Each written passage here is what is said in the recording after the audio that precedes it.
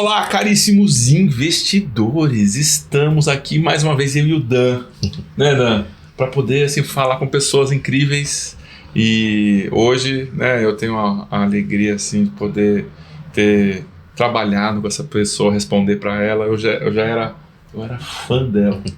Antes de assim, quando eu era estagiário, um pequeno iniciante no mercado.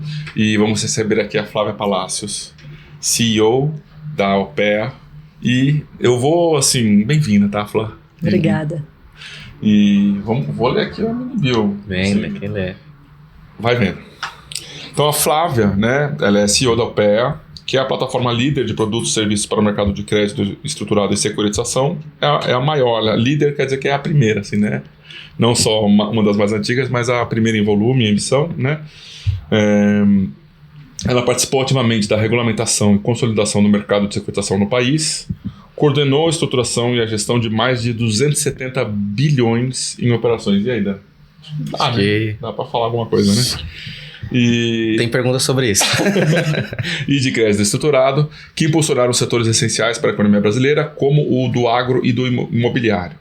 É diretora da Ambima, onde também coordena a comissão de securitização. Foi quando eu conheci ela, só que em outros momentos. Na época eu não coordenava. Não coordenava, pronto.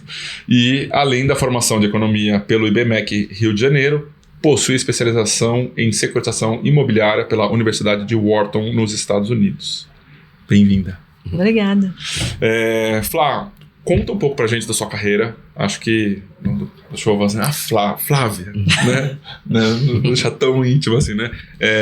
Conta pra gente um pouco da sua carreira.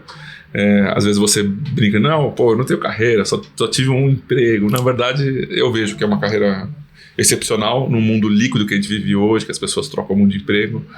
E conta pra gente como é que foi chegar a ser CEO da Alpea. Não é brincadeira, a verdade é que de fato eu só tive um emprego, eu tô no mesmo CNPJ desde estagiária até CEO hoje. E foi de fato meu primeiro emprego. Então quando eu estava na faculdade, eu trabalhei na empresa júnior da faculdade. Quando eu fui para o mercado, eu fui para Rio Bravo.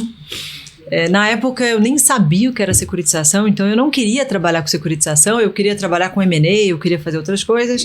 Rio Bravo no Rio era uma opção que me atraía, enfim, era uma empresa menor, com mais cara de boutique, que tinha essa visão de poder chegar à sociedade, de crescer dentro de um lugar. Não tinha vaga para M&A, me fizeram uma proposta para trabalhar com securitização. Acho que a primeira coisa eu tive que aprender, né? O que é securitização. Até aceitar a proposta eu não tinha aprendido, acho que eu demorei aí uns meses para entender. Mas eu aceitei, na época até como uma porta de entrada, né? Um estagiário, vamos aceitar a porta que me abriram aqui. Se for o caso, eu traço um caminho aqui, mudo a rota dentro da empresa. E eu aprendi a gostar de securitização. Então eu fui descobrindo. Primeiro que ele tinha vários aspectos que faziam sentido para mim, tá? E até com o que eu gosto de fazer. Então tinha um lado matemático, de modelagem, tinha um lado negocial e comercial, que naquela época então era muito grande, porque você tinha que começar qualquer conversa explicando o que era securitização, então você tinha que ofertar algo que ninguém conhecia. Tinha um lado jurídico, que eu aprendi a gostar na prática, eu nem sabia que eu gostava, mas eu comecei a achar interessante, e a legislação era muito nova, a regulação mais nova ainda. Então eu entendi que tinham vários componentes que faziam sentido, que eu gostava de fazer, e eu acho que eu entendi que tinha uma oportunidade, né? Você crescer numa indústria crescendo, né? Você cresce de forma exponencial. Então eu entendi ali que era uma oportunidade que eu tinha de um negócio que estava começando, que diziam que era o futuro, eu acreditei naquilo. Talvez tenha crescido de uma forma mais lenta do que era esperado na época, né? Do que diziam os jornais, mas para mim foi muito importante. Acho que eu consegui crescer numa indústria crescente. Então, desde sempre, eu faço securitização. Nessa época, era 2003, a gente fazia 3, 4 deals por ano, e essa era a meta, era uma meta arrojada. Cada transação levava fácil, do início ao fim, mais de um ano, mas só o processo de documentação, registro, CVM, levava aí 4, 5, 6 meses. Então, tudo era extremamente mais complexo, mais desbravador. Então, nessa época eu fazia um pouquinho de tudo. E a indústria foi crescendo, a empresa foi crescendo, e aí a gente foi né, ganhando as especializações ali. O que era então a Rio Bravo Securitizadora, em 2007, se eu não me engano, teve uma cisão na Rio Bravo que deu origem à RB Capital, e essa cisão foi justamente separando o pedaço de crédito estruturado e securitização do pedaço, enfim, que existe aí até hoje. Acho que a Rio Bravo segue crescendo, inclusive na ponta de administração de fundo imobiliário, e essa separação já foi um reflexo de um primeiro degrau que o mercado subiu. Então, tinha vindo a isenção fiscal, né, do CRI, as pessoas físicas começavam a ouvir falar nesse produto, os bancos começavam a se interessar, porque se a pessoa física se interessa, o banco se interessa também. Então, essa cisão e o nascimento, na verdade, a mudança de nome, né, de Rio Bravo Securitizadora para RB Capital Securitizadora, veio refletir ali essa nova fase de mercado e o investimento mais direcionado neste business, securitização de ponta a ponta, né? Da prospecção do negócio lá na ponta da empresa, da estruturação, colocar o deal de pé, da distribuição. Então, a gente tinha um olhar muito de ponta a ponta do processo de securitização. E aí, a última etapa agora, mais recente, que foi quando de RB Capital Securitizadora viramos OPEA, ela já é um reflexo, de novo, desse mesmo desenvolvimento de mercado. Então, o mercado, quando eu cheguei, ele era só imobiliário, ele virou agro no meio do caminho, ele ampliou para todos os setores, né, em algum momento. Eu mencionei que os bancos estavam entrando lá atrás, eles entraram de verdade. Então, tanto como uma oferta de solução de crédito para os clientes na ponta do corporate, como uma oferta de produto de investimento para as pessoas físicas na outra ponta. E aí a gente entendeu que esse mercado, da forma como ele estava evoluindo, ele carecia de infraestrutura e de serviço. Porque até então, no mercado começando, todo mundo se vira nos 30, né? A gente era securitizadora desde sempre, a gente foi uma das primeiras securitizadoras do mercado, mas eu acho que ninguém tinha nem muita clareza do que era o papel de uma securitizadora. Sabia que ela emitia um título de securitização, mas o que acontecia dentro da cozinha, ninguém sabia. E quando, enfim, em algum momento eu tive a oportunidade de fazer benchmark lá fora, de entender como as indústrias mais desenvolvidas se comportavam, eu falei, gente, falta serviço. Porque não é só um serviço de emitir um título, né? Existe todo um serviço, seja na ponta dos créditos, de gestão, de cobrança, de gestão de garantia, de precificação, e que as pessoas falavam, mas o nosso mercado é muito simples, não demanda isso. E acho que a provocação aí no nascimento da OPEA foi... será que o mercado é simples e não demanda, ou o fato de não ter a oferta dessa infra e desse serviço faz com que o mercado continue simples?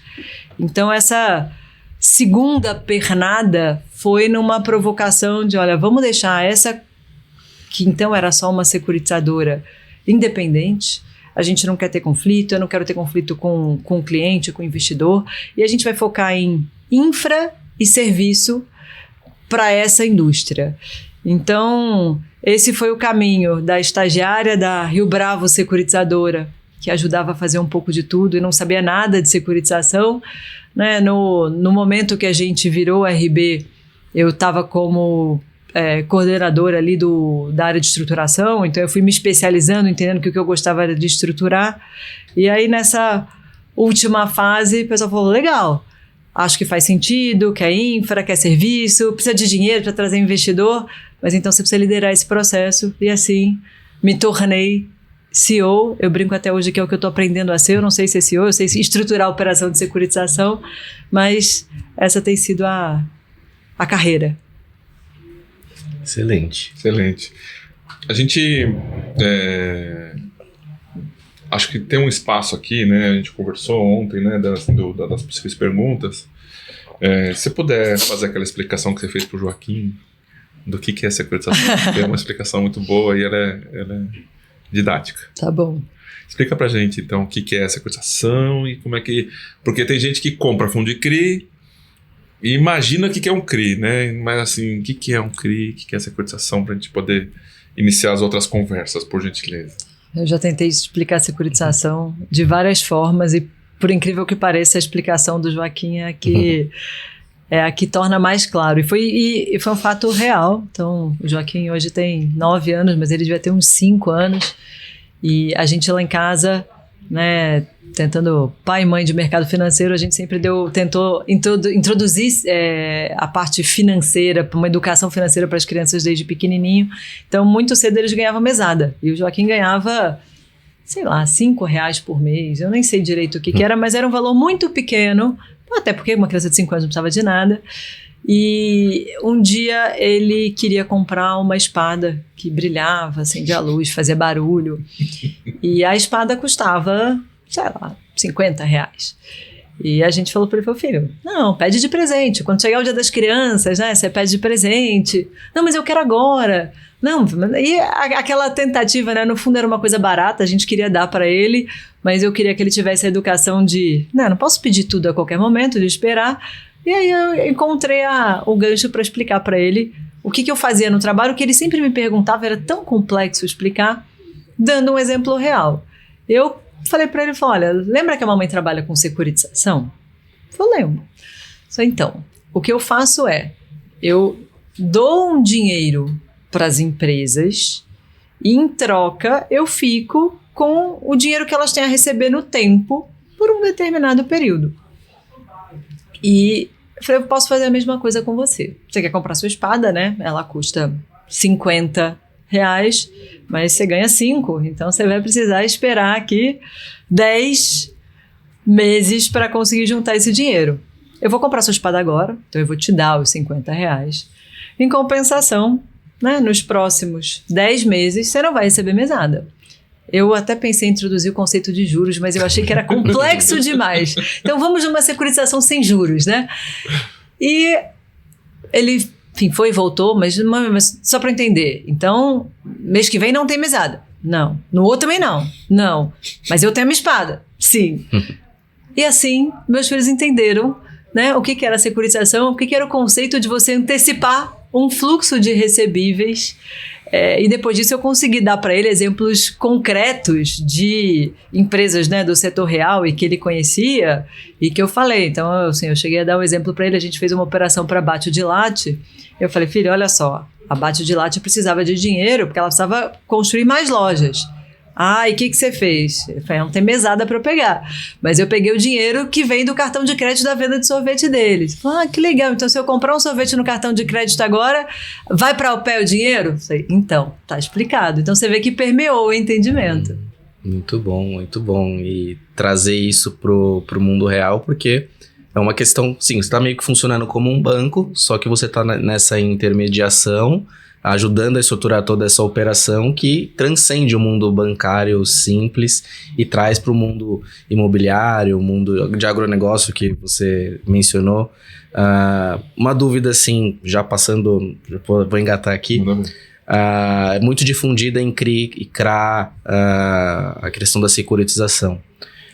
Você olhando assim um mercado de desenvolvimento, de alta escala, muitos procedimentos, existe outras vertentes que a securitização pode trabalhar, outros mercados que você olha e fala, poxa, nesse nicho aqui poderia estar aplicado um sistema de securitização e não tem, e poderia expandir, mas falta talvez regulação. Você vê algum nicho novo surgindo?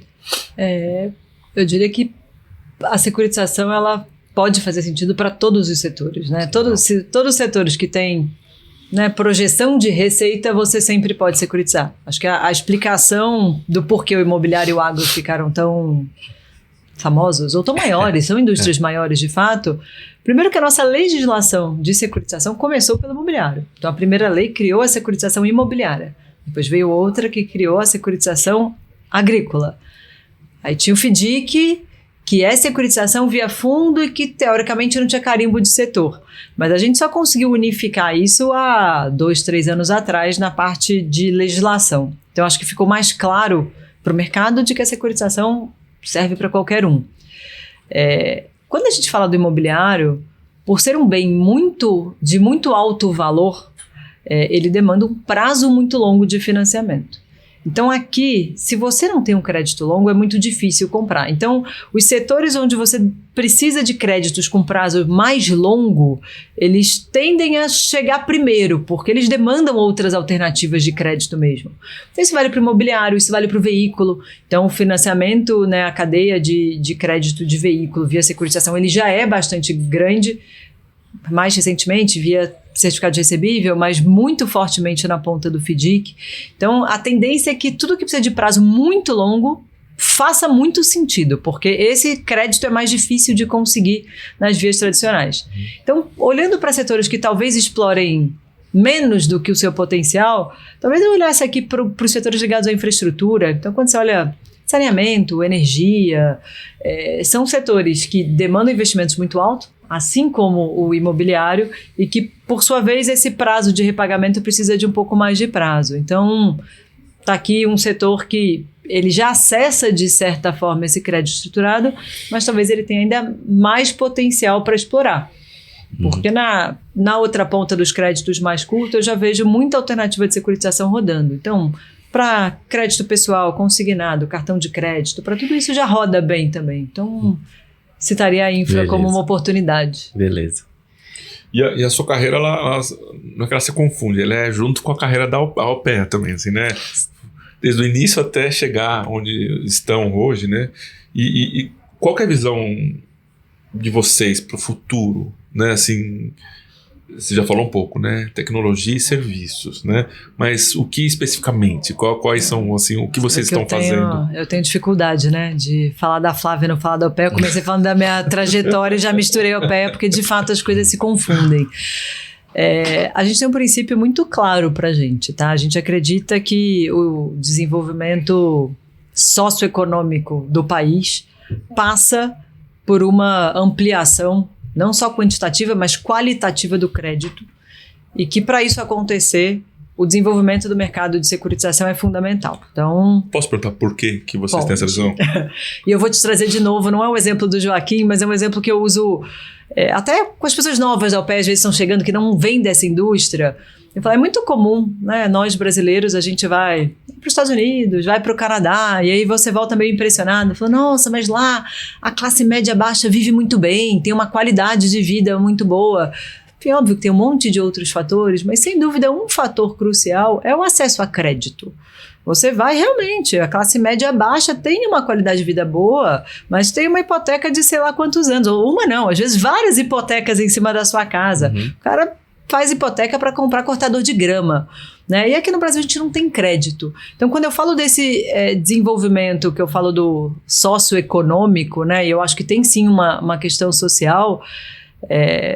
A gente precisa, o PIB, a taxa de juros, e tudo isso precisa acontecer, mas o crédito precisa acontecer. Ele precisa estar disponível para todos. O crédito hoje não é disponível para todos. A quantidade de classes trabalhadoras, inclusive, que ainda, por questões diversas, não tem esse acesso a crédito, é muito grande.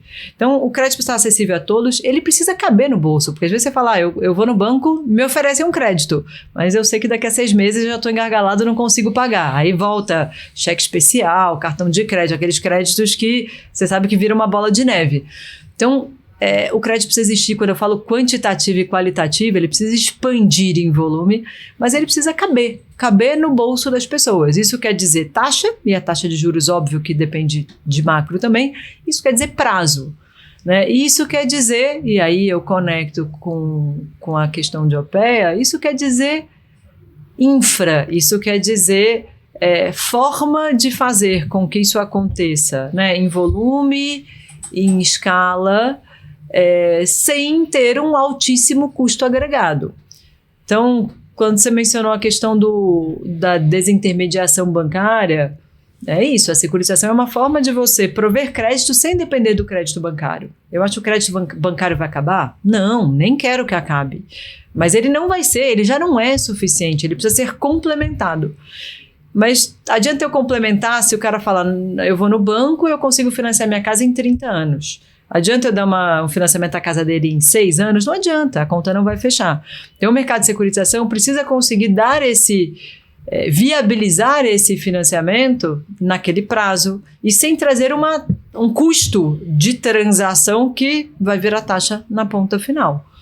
Então, a gente precisa desenvolver, né? E as coisas acontecem todas ao mesmo tempo. Eu preciso ter uma base investidora, então quando eu falo de securitização, eu falo de mercado de capitais. Quando eu falo de mercado de capitais, eu falo que o dinheiro, se ele não vem do banco, ele vem dos investidores. Então eu preciso desenvolver essa base de investidores, local, internacional. Então eu preciso ter gente com apetite para investir nesse título.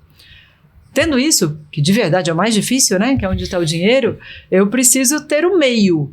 E esse meio pressupõe também eu ter infraestrutura, e infraestrutura eu conecto muito com tecnologia, e serviço acoplado que conecte as duas pontas, que faça, se eu tenho um investidor aqui que está disposto a investir, e eu tenho empresas e pessoas que querem crédito, para isso aqui acontecer, sem demorar um ano, como eu falei que demorava lá atrás, né, de uma forma fluida, eu preciso desse meio. Então, a OPEA, quando a gente pensou na OPEA, e quando a gente foi trazer o investidor para a OPEA, a gente falou, olha, a gente entende que a gente precisa sair de uma securitizadora, que era o que a gente era, e montar um hub de produtos e de serviços e de tecnologias que precisam ser modulares, porque cada crédito tem uma particularidade. Então, tem um tipo de garantia, tem um tipo de controle, tem um tipo de cobrança. Então, de alguma forma, eu preciso montar esse ecossistema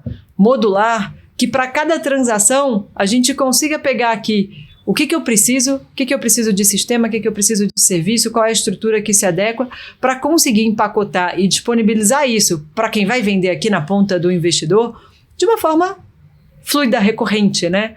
Então, essa foi a nossa proposta lá no início. Foi 2021, então assim, tem 4 anos que a gente nascia como uma securitizadora que queria virar um hub de crédito estruturado. A gente não só era só uma securitizadora, mas a gente era concentrado ali 80% só no imobiliário, então parte disso era quero crescer para outros setores, a gente precisa ser agnóstico. E a gente foi crescendo, a gente aumentou a presença no agro, a gente aumentou a presença nos outros setores, a gente montou uma vertical de serviços de crédito, porque a gente entendeu que a securitização sem uma coisa qualitativa na ponta da gestão dos créditos também não funciona. A gente montou uma vertical de serviços financeiros, porque orquestrar tudo isso estava complexo, porque eu não tinha produtos e serviços financeiros adequados para este tipo de negócio. E dentro da vertical de securitização, que foi a primeira, a gente ampliou não só a questão do setor, mas montamos uma gestora para olhar também para a FDIC. Eu quero ter esse ecossistema de produto, serviço e securitização, precisa estar todo aqui. Eu preciso dar a solução ideal para quem bate aqui e não a solução a única que eu tenho. E quando você está nesse mercado há bastante tempo, desde a concepção, você viu toda a evolução da operação demorar 1 ano para demorar poucos meses, até mesmo dias, se estiver meio que tudo redondo. Você enxerga, falar de fragilidade eu acho pesado, mas algum ponto assim que a desenvolver, o ponto cego que a indústria precisa estar sempre atenta, que ainda precisa o desenvolver, mesmo nessa indústria que passou por vários cenários de mercado, crises, tipos de crédito, tipos de empresa, FIIs, evoluiu muito, né, nos últimos, acelerou muito esse processo também para ter fundos de papel. Há 10 anos atrás você tinha ali o IFIX com 5, 6, 3 fundos de papel e hoje é quase 50% do PL da indústria. Então, o que você vê assim dessas 3 coisas que eu coloquei? Eu não combinei com ele essa pergunta. Então. Eu até pensei em você, porque eu ia falar, talvez tem um monte de coisa para desenvolver, mas eu vou pegar aqui um mantra que eu sei que é do Felipe também. Eu acho que ainda falta muito padronização.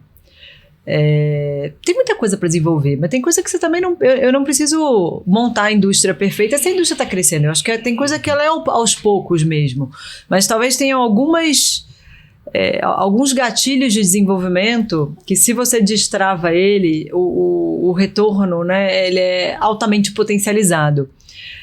Eu diria que hoje, em termos de infra, então da ponta de tecnologia, a gente já está muito à frente, mas muito à frente do que a gente estava 5 anos atrás em termos de indústria, tá? Então hoje eu consigo ter um sistema conectado lá no originador do crédito e já fazer a análise de cada crédito no mesmo momento que ele está sendo originado e conectar isso numa esteira de securitização onde eu já configuro todos os critérios e ele já vai em questão de minutos para dentro de uma operação de securitização, né? Seja via uma debênture, seja via um FDIC. Então, isso hoje é possível.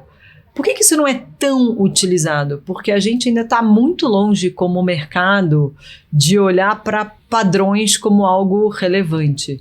Então, cada empresa quer fazer a sua estrutura do seu jeito, cada banco quer deixar a sua marca, cada escritório de advocacia quer fazer do seu jeito. E enquanto para cada transação, né, eu trato como uma única e especial, ao invés de mais uma de uma série, isso ainda é um entrave. Ele é um entrave de custo, porque acaba custando mais caro.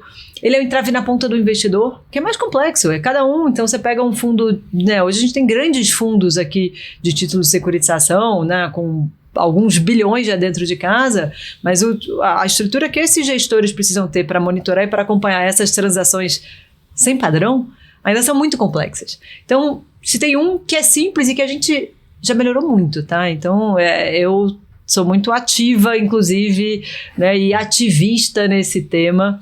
Então, dentro da Ambima, a gente vê diversas iniciativas para melhorar padrão, dentro da BCIA, que é a Associação das Securitizadoras, mas acho que aqui a gente ainda está muito longe do ideal e muito longe dos mercados mais desenvolvidos nesse quesito. E o que você acha que falta para encaixar, dar esse match perfeito da alta escala, volume e ter essa questão de burocracia? Ou faz parte da nossa cultura mesmo criar isso e valorizar? Porque o advogado ele vai querer se debruçar no processo, aí vai passar o gestor também. Você acha que... Acho que é uma questão de tempo. Eu não acho que é da cultura. Acho que é uma questão de tempo. Acho que as pessoas... Eu respiro securitização, né? Eu faço isso todos os dias há muitos anos da minha vida.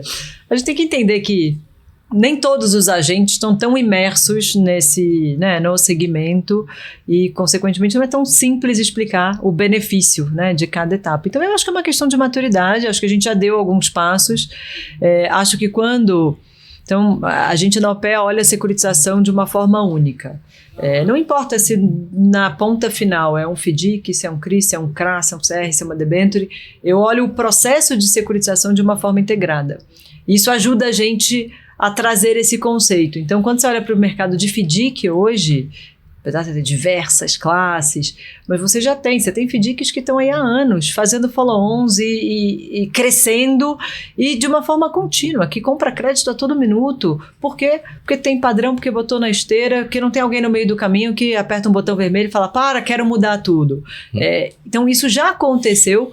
Quando a gente fala na securitização via título de securitizadora, ainda não estamos lá, mas eu acho que na medida que os próprios tomadores começam a enxergar esse benefício, olha, se eu botar um padrão, eu coloco numa esteira, e ao invés de eu fazer, então, sei lá, uma transação a cada 1 ano, eu faço uma transação, né, eu posso começar a fazer, né, replicar a mesma. Isso vira uma esteirinha, isso é mais barato, isso é mais rápido, isso é mais eficiente, o investidor já conhece. Então, acho que é uma questão de tempo para os agentes entenderem esse valor. Certo. E os próprios investidores, né, que são os investidores dos fundos imobiliários, né, que então são aqui a nossa audiência, você aí de casa, você pedindo mais informação para o seu fundo imobiliário, para o seu gestor, você vai subindo a régua, né, e aí ele precisa de mais infraestrutura para passar mais informação, né, redonda para você. Então, você também tem parte nisso, você investidor pessoa física. A informação demanda padronização, né? Exato. Se eu preciso dar informação, eu poderia dar informação real time. Exato. Eu brinco que a gente fica mal acostumado. A gente acha que um relatório em PDF colorido uma vez por mês é suficiente. Não é. Poderia ser informação a todo momento. Mas para isso eu preciso de infra e eu preciso de padrão, né? A gente está falando, então, basicamente de uma indústria, né, de 30 anos, basicamente, né? 20 e poucos anos, né? E tem esses 2 principais produtos. E que, desde que eu entrei na indústria, acho que o Dan também, e você nem se fala, né? Assim, que ajudou a pavimentar essa indústria, né? A gente vê essa busca, né? inicialmente para ter a isenção fiscal, e agora a gente está vendo uma busca para tirar a isenção fiscal, né? Mas antes de entrar nesse ponto da tributação, né, queria que você falasse um pouco dos produtos, né? Então, assim, a gente vê hoje que ainda são produtos de alta alfaiataria, né? E que existe um nível de complexidade que, às vezes, uma pessoa, mesmo da indústria, quando pega um papel que já foi emitido e ela não participou da estruturação, ela não faz ideia do que é aquele papel e qual que é o ângulo correto para avaliar aquele papel, que dirá uma pessoa física, né? Conta um pouco desse lado da indústria, como é que começou, por onde passamos e a sua visão a respeito disso, por gentileza. Eu vi uma indústria que no seu início tinha basicamente investidores institucionais. Então, lá no início da indústria, era basicamente institucionais, muito fundo de pensão, num processo muito longo, numa educação muito... ainda ali, você falou da alta costura, mas era aí, cada coisa era super customizado e você levava, explicava, passava... horas e horas, dias e dias explicando aquilo para o investidor institucional que já era mais qualificado e que tinha uma visão até de investimento de longo prazo, que casava com o ativo que a gente estava vendendo. Quando veio a isenção fiscal do CRI para a pessoa física, eu lembro das primeiras ofertas pós-isenção fiscal, porque isenção fiscal é meio música para o ouvido das pessoas, né? O investidor, ele parece que ouve, não vou pagar imposto, ele já nem ouve mais o que fala depois. Opa, não vou pagar imposto. Tanto faz, né? Tanto faz. E vieram as primeiras pessoas físicas, no início, até investidores qualificados, profissionais, mas ainda assim era muito novo. Por mais qualificado que fosse aquele investidor, em termos de patrimônio, ou até, mas o cara já entende do mercado financeiro, era um produto muito novo. Então a gente, num primeiro momento, levou para as pessoas físicas as estruturas mais óbvias, mais simples, mais fáceis de entender. O que é uma estrutura óbvia, Flá? Fala pra gente. É quando a gente tem um risco de crédito único e que ele é conhecido por outras razões. Então, esses eram o CRI da Petrobras, o CRI da Vale, o CRI o CRA da BRF. Ou seja, eu tinha riscos de créditos conhecidos, porque eram companhias abertas, que já estavam na bolsa, que eventualmente já tinham emissões de debêntures no mercado, que tinham rating público por agências internacionais. Então o investidor falava, entendi. O risco é a Petrobras pagar ou não pagar? O risco é a BRF pagar ou não pagar? Esse risco eu entendo e eu vou comprar. Até porque ele é isento de imposto de renda, então já tinha um plus nesse papel. Então, o início da vinda dos investidores pessoa física para a indústria veio por essas estruturas. Quando você olhar ali, o prospecto de Simples não tinha nada. Mas o resumo era esse, era um risco de crédito único. Entre nós, né? Assim, isso não é securitização na essência, né? A securitização na essência é justamente um portfólio de crédito, não um único crédito. Mas tudo bem, era o início. Eu acho que esse mercado expandiu o potencial da isenção fiscal na ponta do investidor pessoa física para chegar dinheiro em base mais diversificada de tomadores quando vieram os fundos imobiliário e o Fiagro depois, no meio do caminho. Por quê? Porque para vender para a pessoa física, o ideal era vender o simples. Mas, gente, a indústria não nasceu só para fazer o simples. Pelo contrário, acho que uma das grandes críticas à isenção fiscal, e que recentemente foi até objeto aqui da resolução do Conselho Monetário que fechou um pouco de porta, a isenção fiscal não foi criada para dar dinheiro barato para grandes empresas. A isenção fiscal foi criada para fomentar, de fato, habitação, a indústria imobiliária olhando ali para o fomento da habitação no país. Só que essas estruturas que estavam mais diretamente vinculadas ao financiamento dado para as pessoas físicas que estão adquirindo uma casa, por exemplo, elas são estruturas mais complexas. Você não vai analisar o risco de crédito do Felipe, você vai analisar o risco estatístico de uma carteira de crédito, que ela tem que ser olhada sob uma perspectiva de análise de histórico, de previsão de comportamento, de trancheamento. Então, como é que eu mitigo esse risco, como é que eu trago esses mitigadores? Isso, de fato, é extremamente mais complexo para uma pessoa física direto. E aí entra o papel fundamental, na minha visão, dos gestores de fundo imobiliário, ou dos fiagros, ou de fundos de crédito nesse meio do caminho. Porque aqui você criou um time de especialistas, não só na estruturação desses papéis, mas na análise, na precificação, que está entre quem está distribuindo e a pessoa física que está investindo, fazendo exatamente esse papel, essa curadoria, né? Eu quero entender, eu vou precificar corretamente, eu vou montar um portfólio, eu não vou concentrar tudo em um único papel.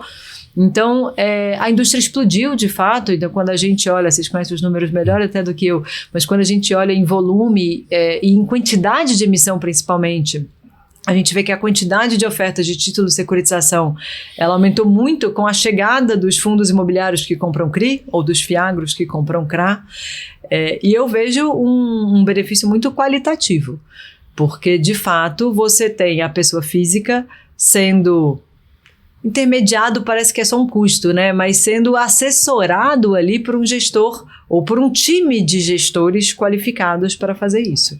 Então, eu vejo como não só saudável, tá? Eu vejo como fundamental para o crescimento da indústria. Eu de verdade não acredito no crescimento dessa indústria pautada numa isenção fiscal direto para a pessoa física simplesmente, porque a pessoa física direto, ela pode comprar de novo o CRI do crédito que ela conhece, e tá tudo bem. Mas essas operações mais estruturadas, elas demandam não só uma análise inicial, mas um monitoramento que o investidor, ele nem quer fazer, ele quer ter alguém fazendo por ele. Então, acho isso fundamental para o crescimento da indústria. Você, sobre complexidade de operação, fiquei um pouco curioso aqui, que você falou, uma operação fácil de entender seria com uma empresa grande, com crédito que você conhece ali e o risco que está muito bem endereçado. O que seria uma operação muito complexa, ou qual seria a operação mais complexa que você lidou e qual segmento que foi? Eu vou pensar qual foi a mais complexa, mas eu acho que, respondendo a primeira parte da pergunta, vou te dar um exemplo do nível de complexidade no mesmo segmento. Então, a gente tem uma incorporadora imobiliária que opera em São Paulo, companhia aberta, que todo mundo conhece. Eu posso fazer um CRI para financiar, por exemplo, essa incorporadora quer comprar um terreno para construir um novo empreendimento. E ela vai pagar com o risco de crédito dela. Então, eu posso ter um CRI que tem um risco de crédito da incorporadora, que foi lastreado num financiamento que foi dado para ela comprar aquele terreno. Então, esse risco de crédito é um risco de crédito da incorporadora. Que se ela é uma companhia aberta, esses números estão públicos, se ela eventualmente tem um rating, esse aqui eu coloco na categoria simples e fácil de entender. Aí vamos para uma etapa depois. Ela já comprou o terreno e ela já construiu o prédio, ela já vendeu, mas o prédio está pronto, ela vendeu, ela financiou esses compradores, mas na hora que ela entregou o prédio, ela falou, opa, estou cheio de crédito aqui de 10, 12, 15 anos de financiamento para quem comprou os meus apartamentos, e aí bate lá no pé e fala, você não estrutura uma operação de securitização lastreado nesses créditos que a gente considera performados, porque o crédito foi para comprar um imóvel, o imóvel já está pronto, já está entregue.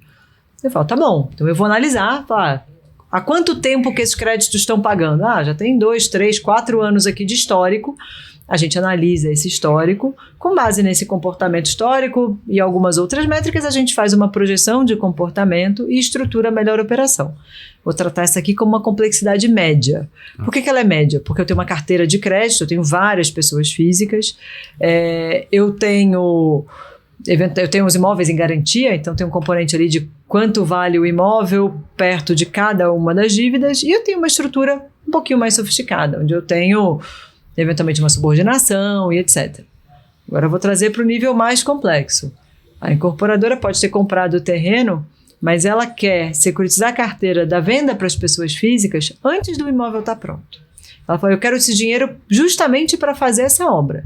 Então você me dá o dinheiro, com o dinheiro eu vou construir, mas eu já estou vendendo, né? O stand de venda está lá, eu já estou vendendo e eu quero, esses créditos vão indo para você.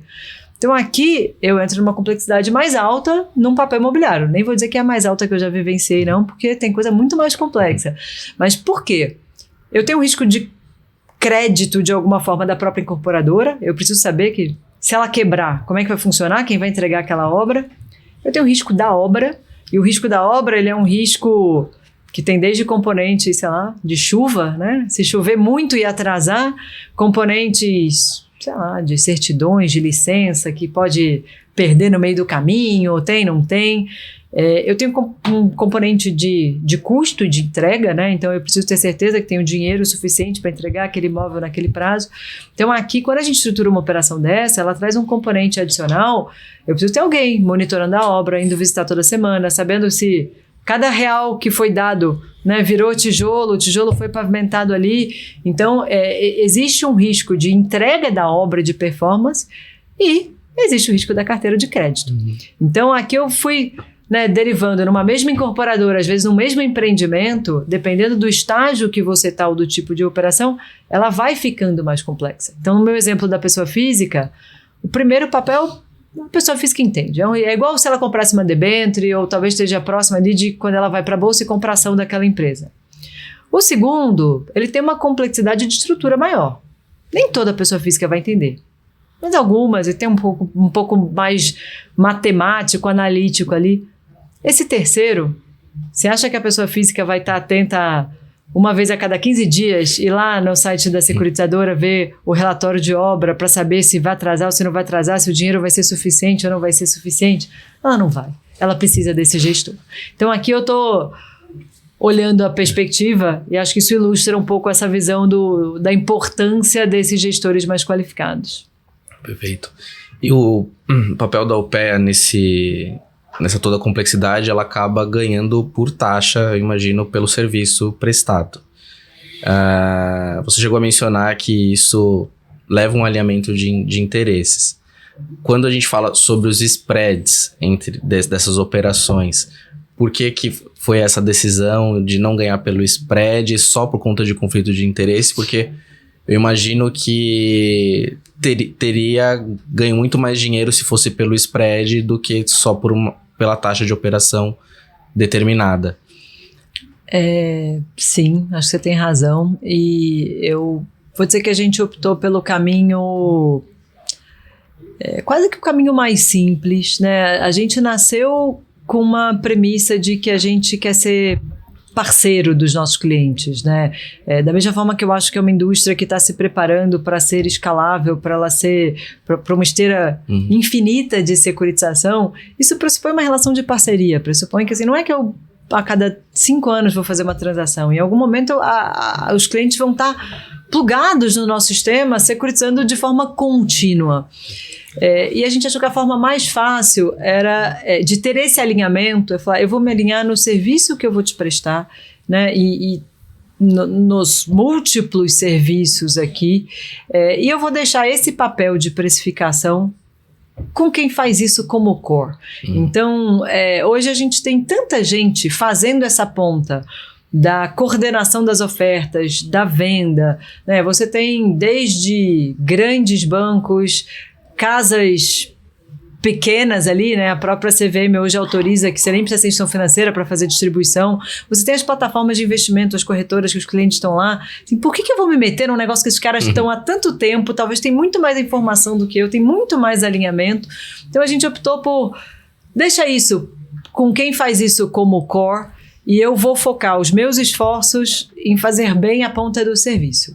Então, essa foi a escolha de não estar na ponta da taxa. Acho que e hoje eu entro em etapas diferentes da cadeia. Tem transação que chega para mim já estruturada. Assim, ela já tem um estruturador, ela já estruturou. Então, assim, óbvio que como eu vou emitir, eu faço uma validação de estrutura, mas eu não preciso ter um esforço de estrutura porque ela chegou estruturada, por exemplo, por um banco, né? Então eu faço a emissão e ao longo da vida eu faço o monitoramento das garantias, eu faço a precificação, eu faço o cálculo e a cobrança dos lastros, eu faço o pagamento dos investidores. Então eu tenho vários servicinhos aqui, né? E eu deixo com o banco, nesse meu exemplo, o papel de identificar, a que taxa faz sentido. Eu acho que muitas vezes, quando a gente coloca o modelo de negócio pautado no spread, né, eu posso gerar um desalinhamento, eu posso gerar um interesse em vender no preço errado para ganhar mais dinheiro, usando de uma arbitragem de conhecimento. Eu conheço o detalhe da estrutura daquela operação, talvez o investidor não conheça, e eu posso estar sendo induzida a vender para ele numa taxa muito baixa, algo que não deveria. Então acho que a gente, assim, eu fiquei alinhado e eu foco a nossa energia naquilo que a gente quer entregar de valor. Muito bom.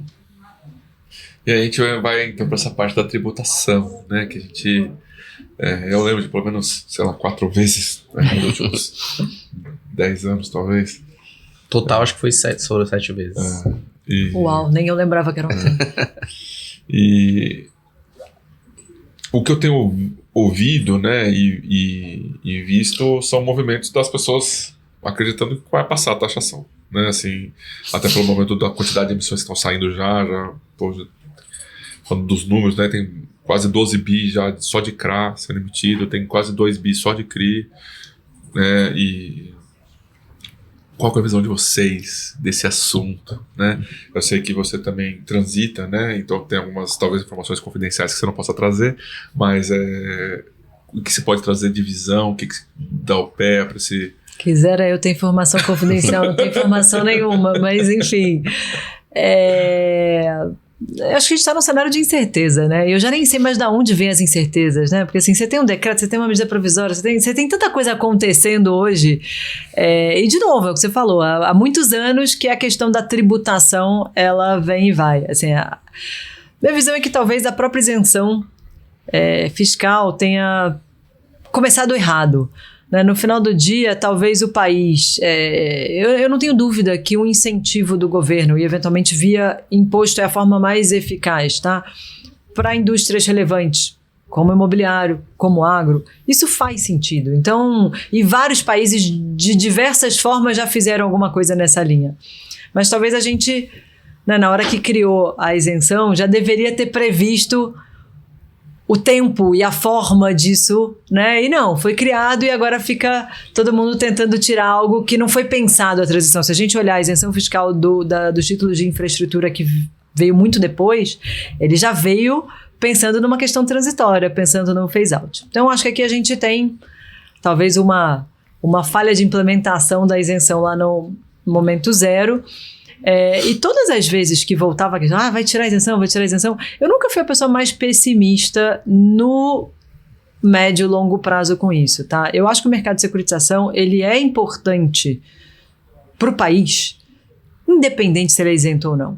Então, a verdade é que eu não acho que necessariamente, né, as pessoas falam, meu Deus, se acabar a isenção fiscal, vai acabar a indústria, o mercado, o que vai ser da OPE? Eu falei, gente, a OPE vai continuar fazendo securitização, sem isenção. E a securitização ela precisa existir e está acima da questão da isenção. O que acontece é que o mercado, eventualmente, vai se acomodar. Tem coisa que, num cenário que você tem isenção fiscal para determinado título, você faz um esforço para captar via aquele título. Se não tivesse isenção, talvez a gente tivesse mais livre. Né? Mas o que eu vejo hoje no cenário que a gente está, não estamos falando de uma perda de isenção, mas não de uma tributação e igualdade de condições, né, com tudo. Então, a minha sensação é que os títulos hoje isentos, eles seguiriam de certa forma aquecidos, porque pagar menos imposto também é melhor do que pagar imposto cheio. Então, acho que a gente consegue manter algum tipo de incentivo para a indústria, para o agro, para o imobiliário, via uma tributação diferenciada. Então, não acho que é o fim do CRI e do CRA. E acho que o problema é que você abre a porta, né? Quando você tirou a palavra isenção, você só mexe o número da alíquota. Então você abre a porta para que no tempo isso seja ajustado. Minha vontade, não é nem meu palpite, a minha vontade aqui é que o governo conseguisse olhar para longo prazo e desenhar um plano. Então assim, se eu quero daqui a X anos que os papéis de securitização, imobiliários e agro estejam em igualdade de condições com demais papéis do mercado de capitais em termos de tributação, ao invés de mudar da noite para o dia, que traz uma insegurança gigante, né, para a indústria como um todo. Por conta dessa insegurança. Exatamente. E o próprio, pensa, o investidor estrangeiro que está olhando o mercado doido para entrar, fala, opa, vou esperar mais um pouco, porque muda toda hora, né?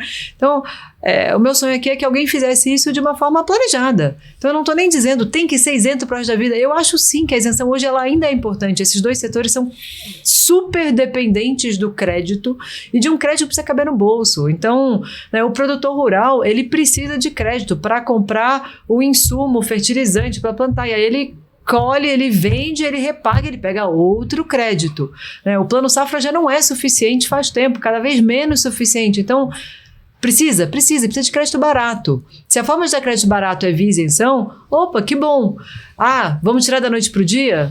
Complexo, né? Então, a minha vontade aqui, eu não sou nem a pessoa que está levantando a bandeira de perpetuar a isenção, mas eu acho que a coisa tinha que ser mais pensada numa visão de mais longo prazo, de como é que a gente vai fazendo ou vai suavizando e vai trazendo as alternativas. Então, se eu vou tributar essa indústria, que isso vai carecer esse crédito, né? De que forma a gente faz essa equação fechar?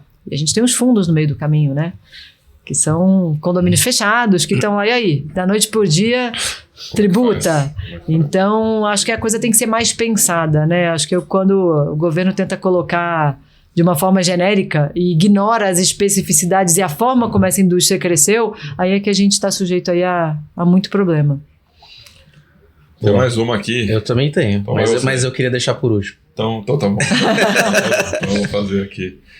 A gente tem visto, né, já há uns 4, 5 anos, né, um movimento grande, global, não é só aqui no Brasil, de, né, bitcoins surgiu, né, assim, parece que veio de outro mundo, né, e daí junto com Bitcoin e blockchain veio uma coisa assim que também parece que veio de outro mundo, uma tecnologia assim, blockchain, né, e aí com isso veio a tokenização, né, que na minha visão é securitização, né, transformar um ativo não fungível em um título, né? Então, qual que é a visão de vocês desse tema? Vocês estão olhando, estão trabalhando, já estão se preparando para esse novo mundo? Eu não acho, tá? Minha visão é que a tokenização não vai matar a securitização tradicional, mas eu vejo que até pelo apetite das pessoas, é diferente, é tecnológico, né? Qual que é a visão de vocês desse tema, tokenização? Eu começo concordando com você, não acho que tokenização mate securitização, acho que no limite amplia bolso, e se ampliar bolso pra gente está ótimo. Então, se tem gente que quer comprar CRI, CRA, CR ou quer comprar token, tá tudo bem. Eu acho que é mais uma forma de você empacotar e negociar, tende a ser uma forma mais eficiente, pode vir a ser mais líquida, então eu vejo como mais uma alternativa, então também não vejo como competição. Mas a verdade é que eu conheço pouco e eu não gosto de botar a mão onde a gente conhece pouco, né? A gente tem que fazer algo que a gente conhece profundamente. Então, dentro da OPEA, aonde a gente encontrou um ângulo para, sim, usar de uma tecnologia que veio para ficar, que é o blockchain, né, em favor da nossa indústria, mas em algo que a gente entende melhor do que ficar prevendo se os investidores do futuro vão querer token ou papel que está na bolsa, a gente está olhando para a blockchain no meio, como uma metodologia de eficiência, né, como uma infra para tornar mais eficiente essa esteira de securitização. Então, a gente lançou recentemente uma empresa chamada NGT, que a gente comprou o legado de uma empresa de blockchain que já estava no mercado, foi uma das pioneiras do mercado ali em tokenização. Trouxemos o Hugo, que foi o fundador dessa empresa, para liderar esse projeto. E o que a gente está olhando é para a blockchain no processo desde originação do crédito e gestão do crédito, e inclusive conectando, né? O Banco Central está aí com o projeto do Drex andando. Então, né, a partir do momento que eu vou ter a moeda no blockchain, se eu tenho todos os controles de um crédito no blockchain, de alguma forma você tem uma autogestão de cálculo, cobrança, monitoramentos, dado, né? Eu preciso de auditoria, não precisa de auditoria, tá? É autoauditável, tá lá, tá público, tá transparente, cada etapa desse processo. Então, a gente está investindo nisso, tá? A gente está investindo... Então, hoje a gente já tem alguns produtos prontos e rodando de originação de crédito imobiliário na blockchain e gestão de crédito imobiliário na blockchain. A gente chama de recebível chipado, né? Que é como se... E não é que o recebível, o crédito como um todo carregasse um chip.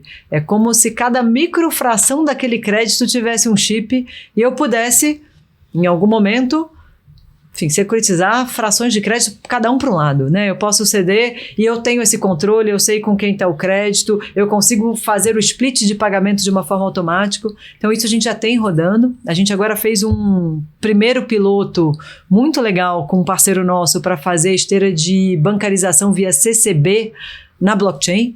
Então, a gente está fazendo a própria originação dos financiamentos, a emissão da CCB e a gestão do crédito durante toda a vida dentro da blockchain. E a nossa ideia é ir ampliando esse leque na ponta da originação do crédito e expandindo essa ponta da gestão do crédito para dentro da securitização.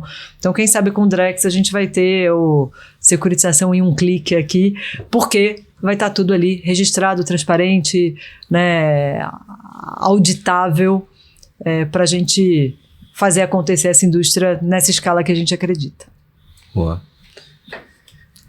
A gente tivemos uma aula aqui, né? Mais uma aula. A gente começou falando mais sobre carreira, passamos por diversos assuntos relacionados à securitização e terminamos olhando para frente. Aí eu queria voltar um pouquinho, falando... por último. Para assim, você passou de estagiário até CEO. Acredito que a Alpea tem estagiários, né? Imagina agora a Flávia estagiária em 2025 e você precisa que a gente tá no mundo das dicas, né? Hoje tudo é dica rápida, né? O que você falaria para essa Flávia estagiária em 2025 que tá entrando nesse mercado pela primeira vez de securitização, só que ela tá no mundo hi-fi, né? De autoinformação, muitas coisas acontecendo e um mercado já desenvolvido. Então, que mensagem você deixaria para Flávia, estagiária de 2025? Talvez a mensagem comece por pare de querer dica rápida, né? Assim, eu acho que realmente hoje a gente vive tudo 5 dicas rápidas, né? Em uma frase, etc. E as pessoas perdem a oportunidade de viver o processo e de aprender no processo. Você está sempre buscando dicas de como subir, né, eu quero subir 3 degraus de cada vez, e às vezes se você descobrir que você subir, passar pelo primeiro, pelo segundo, pelo terceiro, né, acaba sendo uma jornada muito mais consistente. Então, uma dica que eu falo, eu acho que é meio em vão, tá? Mas eu tento, e até isso é reflexo da minha jornada, né? Tenha paciência com você, né? Se dê ao trabalho e reconheça que o processo de aprendizado ele faz parte. Então, acho que essa ansiedade dessa geração muito nova de eles querem crescer muito rápido, e aí acham que para crescer muito rápido tem que aprender muito rápido. Para aprender muito rápido, é isso, é um monte de dica rápida. Não tem profundidade. Calma, né? Tenha paciência, segura a ansiedade, né? Você não precisa crescer rápido, você precisa crescer de forma consistente, né? Porque às vezes crescer rápido, na hora de cair também é rápido, né? Então, talvez a primeira coisa seja segura a ansiedade, aprenda, trabalhe com pessoas que você admire, né? E reconheça ali, né? Tenha a humildade de reconhecer que você pode ter feito a melhor faculdade do mundo, mas que você tem muito a aprender sobre a vida real, sobre o mercado, sobre as coisas. Então, tenha essa paciência com você mesmo de entender que você pode estar com matemática financeira na ponta da língua, porque você está ali na faculdade estudando isso todo dia, mas que a dinâmica do mercado vai muito além do que está no livro, do que está, às vezes, sei lá, no podcast, nas dicas do Copilot. Então, acho que esse é um ponto. Segundo ponto que eu falo bastante, né? Eu falei de trabalho com pessoas que você admire, mas saiba que com quem você faz é, às vezes, mais importante do que o que você faz. Então, não troque um bom ambiente ou boas pessoas por uma promessa de crescimento acelerado, né? Lá na frente essa conta chega. Para mim, isso foi muito importante na minha carreira, né? Ter pessoas boas e competentes profissionalmente, mas que eu respeitasse e admirasse como pessoas, né? Do lado ético, moral e etc. Então, acho que essa é uma dica que os jovens não recebem hoje, e eles só vão pensar isso na hora que der problema lá na frente. E sei lá, e tragam para onde vocês estiverem justamente aquele diferencial geracional que eu não tenho. Então, eu tenho dificuldade, às vezes, de lidar com excesso de informação. Talvez eu não seja tão rápida no aprendizado, talvez eu tenha dificuldade de entender como pensam, não só os investidores mais jovens, mas, sei lá, próprias pessoas que estão chegando nas empresas. Então, entenda que você tem alguma coisa para aportar aonde você está chegando, que talvez a geração que está te recebendo não tem. E aqui tem um valor absurdo para ser entregue de curto prazo, que se você entender de que forma você aplica isso é muito valioso, né? Isso vale para entendimento melhor de dinâmica de rede social, de forma de comunicação. Eu tô meio velha, assim, eu realmente eu aprendo muito com os mais jovens hoje sobre a forma do mundo, né? O mundo hoje não é o mundo que ensinaram para a Flávia estagiária. Muito bom. Muito bom, muito bom. Vamos para os recados? Vamos.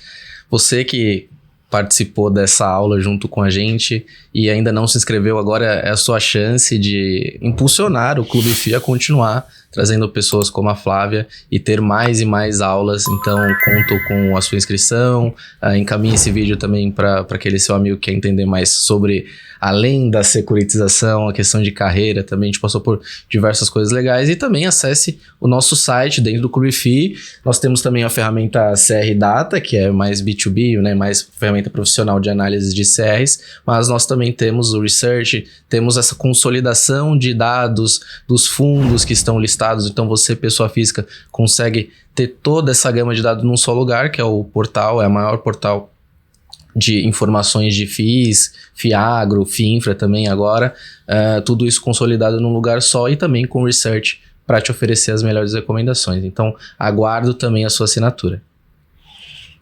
Obrigado. Flá, assim, muitíssimo obrigado pela sua presença com a gente, né? A gente já teve a oportunidade de trabalhar junto, né? Eu aprender com você e agradeço muito você estar aqui com a gente, tá? Obrigada a vocês pelo convite.